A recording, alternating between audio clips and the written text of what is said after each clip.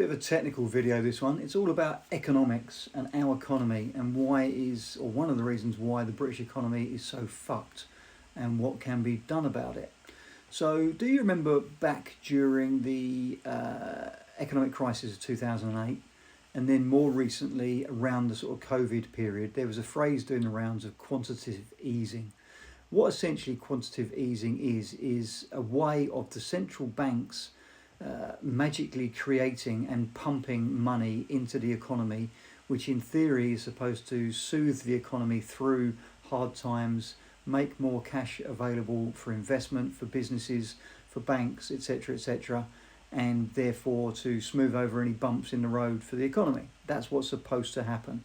And quantitative easing in and around the COVID period was to the tune of hundreds of billions of pounds. So how does it actually work? Well, the way it works is that the various banks, the commercial banks, whether in this country, whether that's NatWest or Barclays or Lloyds or whoever it might be, they issue very large amounts of government bonds, long-term bonds, and the government, or the central bank, the Bank of England, buys those bonds, and in buying those bonds it gives a load of money, a load of cash gets pumped into the banks, and the banks are therefore then supposedly able to lend that in the form of mortgages and to businesses and people that want to invest, and it's supposed to sort of kickstart the economy. That's the theory behind it, at least.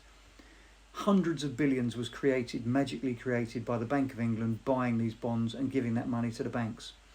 But the banks, in the usual way that banks do and the way that bankers are, didn't hand all of that money out to businesses. It wasn't all given out in the form of mortgages and loans and debt and investment, etc. Much of it just sat in the coffers of those banks. So what did the cunning banks do?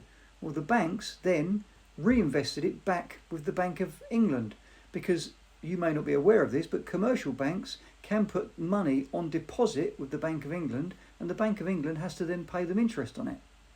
So just to get your head around this, the Bank of England gave the commercial banks a shit ton of money, hundreds of billions, which was supposed to be filtered out into the economy. Not all of it was filtered out into the economy. Another shit ton of it was just kept in the bank's deposit accounts. The banks then deposited it back with the Bank of England, and the Bank of England has been paying them interest on the money that they created in the first place. It's insane. So effectively, the country is paying interest to the banks on money that the country gave to the banks to try and help the economy. I hope I've explained that relatively clearly. And the interest that the country is paying through the Bank of England is to the tune of anything from 10 to 30 billion pounds every single year, just in interest. So the banks are enriching themselves to the tune of 10 to 30 billion pounds a year on money they were previously given for free. Does that make sense? And we are currently we are 2.7 trillion pounds in debt as a country, and our interest payments on that debt alone is around about 150 billion quid a year. Madness, isn't it? So, what do we do about this? Well, much as I don't particularly like Richard Tice, and much as I'm gradually coming to not particularly trust the Reform Party, what he has said and what they've said is, well, the Bank of England just needs to simply stop paying interest on that money to the banks. Refuse to do it. We gave them the money in the first place. That was supposed to be dispersed into the economy. If they give that money out to the people they were supposed to give it out to, businesses and personal people and mortgages and loans, etc., they would be earning interest on it anyway. So why the hell haven't they done that? And how the hell can they then deposit it back with you and expect you to pay them interest on it? Just stop doing it. And if we stop doing that, that will save the country anything from 10 to 30 billion pounds a year, or over the lifetime of a parliament, over 5 years, anything from sort of 50, 60 billion quid up to 150 billion quid. So in potentially, that saving alone could cover the debt interest we're paying on our overall debt. It's a great idea. It makes perfect sense. But it also shows you what a massive, huge, stinking great scam the entire financial system is. If you want to really blow your mind, go and start doing some research into central banks, the monetary system, what fiat currencies actually are and fiat money is, how money changed when it was taken away from the gold and silver standard and fiat money was created. Go and do some reading on it. There's a lot of research that needs to be done. It will blow your mind. Money isn't even money. It doesn't exist. It's a figment of the financial imagination. It's just numbers that are created from thin air and dumped into people's accounts. That's it. In theory, the debt that we have doesn't even exist. We don't owe it to anyone. It's just magical mystery numbers that float around. The whole entire monetary system is a massive scam, people, if you look into it. Total and utter scam. But this is just a symptom of it.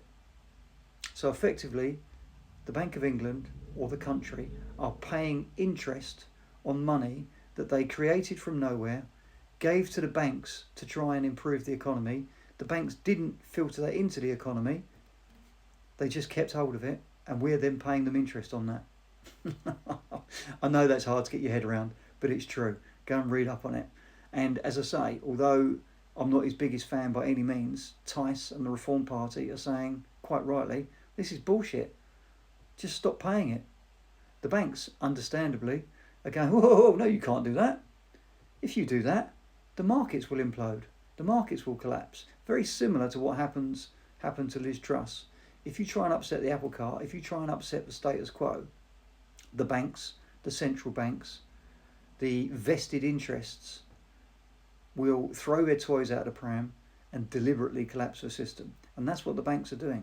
The banks are effectively threatening all of us and the entire country by saying, well, if you make us give this money back that we shouldn't have had in the first place, we'll collapse the system. The markets will collapse. Interest rates will go through the roof. They're blackmailing us into continuing to pay them. So you're going to need an extremely strong government, some serious backbone, some serious mental capacity to overcome that and say no. The best way to do it is to be brutally honest and explain it to the entire country, explain it to the people, so they know exactly what's going on. Are Reform and is Richard Tice the man to do that? I have grave doubts about that, but it's got to be done. So let's see what happens. I hope that made sense. I hope it wasn't too long. I hope it didn't bore you. Go and read into it. It's all true.